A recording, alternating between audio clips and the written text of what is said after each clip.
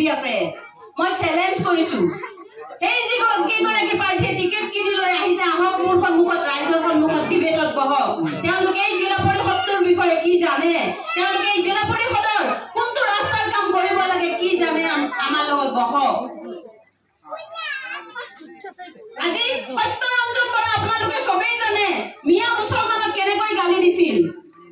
সময় সময় সত্যৰঞ্জন বৰাই মিয়া মুছলমানক গালি দিছিল তেতিয়া গোটেই অসমৰ ভিতৰতে খাৰনাজ আহমেদে মাত মাতিছিল মুছলমানৰ বাবে কিয় মই প্ৰশ্ন কৰিছো কিয় এই সিজন ফুলবিলাক তেতিয়া ক'ত আছিল যেতিয়া মুছলমানক গালি দিছিল আজি কংগ্ৰেছৰ টিকট লৈ আহা আজি বেলেগ দলৰ টিকট লৈ আহা এই সিজন ফুলবিলাক তেতিয়া ক'ত আছিল তেতিয়া কিয় পাকঘৰত সোমাই আছিল তেতিয়া কিয় আমাৰ জাতিটোৰ বাবে মাত নামাতিলে মই আজি প্ৰশ্ন কৰিছো আজি আমাৰ কমৰ বাবে যদি মাত মাতিব নোৱাৰে আজি ইছলামৰ বাবে যদি মাত মাতিব নোৱাৰে সেই সকল প্ৰতিনিধি কালিৰ দিনত আপোনালোকে জিকাই নিলে কি লাভ আছে আপোনালোকে কওক যেহেতু আমাৰ জিলা পৰিষদীয় সমষ্টিটো মহিলাৰ বাবে সংৰক্ষিত 4 গৰাকী প্ৰাৰ্থী আহিব 4 গৰাকী মহিলা কিন্তু আপোনালোকে চাওক 4 গৰাকীৰ ভিতৰত যোগ্যতা কাৰ আছে কোন গৰাকী প্ৰাৰ্থী জিকি গৈ অফিচাৰৰ বুকুত ধৰি হলেও আপোনালোকৰ ৰাস্তাৰ কামটো আনিব পাৰিব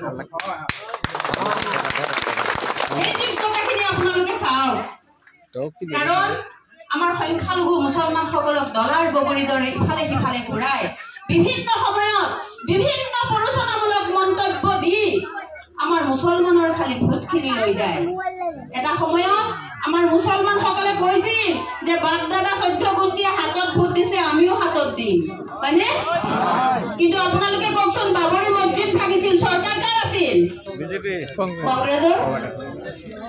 বিটিএডিত গুলিয়া গুলিত মুছলমানৰ ইমান সকল মুছলমান মৃত্যু হৈছিল চৰকাৰ কাৰ আছিল কংগ্ৰেছৰ নেলিত হত্যাকাণ্ড হৈছিল এখন নদী মুছলমানৰ তেজেৰে ৰঙা হৈ গৈছিল চৰকাৰ কাৰ আছিল কংগ্ৰেছৰ আজিৰ দিনত সেই কংগ্ৰেছী সকল কেনেকৈ হে মুছলমানৰ ভোট বিচাৰি আপোনালোকে কওক ৰাইজ আপোনালোকে কওক কংগ্ৰেছে কি কৰিছে মুছলমানৰ কাৰণে কৰিছে কংগ্ৰেছে কৰিছে কি কৰিছে জানে ডিটেনশন কেম্প বনাইছে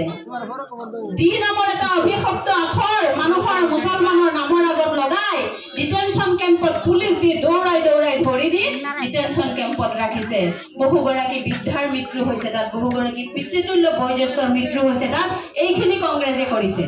কিন্তু ভাল কাম এটাও কৰা এখন গাঁও বুঢ়া চাৰ্টিফিকেটৰ ওপৰত এনআৰচি দি যাব পাৰিলে হয় মুছলমানসকলক দিছিল জানো দিয়া নাই বছৰৰ পিছত বছৰ মুছলমানসকলৰ ভোটত কংগ্ৰেছে গভৰ্ণমেণ্ট কৰিলে কিন্তু মুছলমানক একোৱে নিদিলে এনআৰচিটো নিদিলে যাৰ বাবে যিটো সময়ত এনআৰচি হৈছিল আপোনালোকে জানে এই হাতীপাৰা বৰপেটা গাঁৱৰ মানুহ হিয়াৰিঙৰ নামত আপাৰ আছামলৈকে যাবলগীয়া হৈছিল হয়নে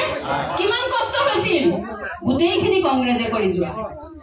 বিজেপিৰ কথাটো ক'বলেই নাই বিজেপিটো মুছলমানৰ তেজ খোৱা দল হয়নে নহয় বিজেপি মুছলমানৰ তেজ খোৱা দল যদি মুছলমানৰ তেজ খোৱা নহ'লে সম্পূৰ্ণ মুছলমানৰ সম্পত্তিখিনি তেওঁলোকৰ মেজৰিটি যোনগৰাকী যুক্তি আছিল আপোনালোকে যদি ৰাম মন্দিৰ কমিটিত হিন্দু এজনৰ লগত যদি মুছলমান এজন ৰাখিব নোৱাৰে ওয়াকাফত কিয় হিন্দু ল'ব আমি মানি নলওঁ গতিকে মই নিৰ্দলীয় প্ৰাৰ্থী হৈ ৰাখিছো ৰাজনৈতিক দলৰ টিকেট আনিব গ'লে মাৰ্কেটিং হাই 15 লাখৰ পৰা 20 লাখ টকা লাগে টিকেট কিনি আনিব লাগে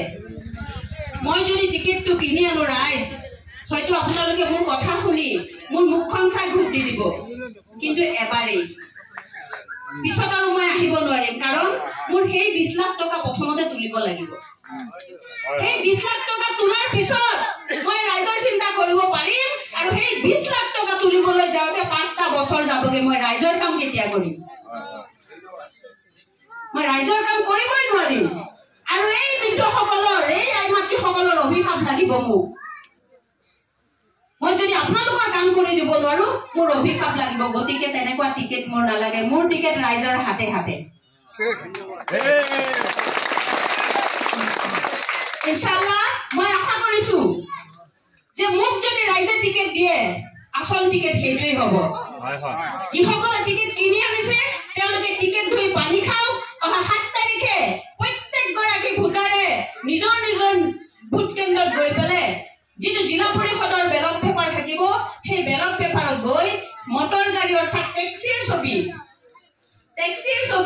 আপোনালোকে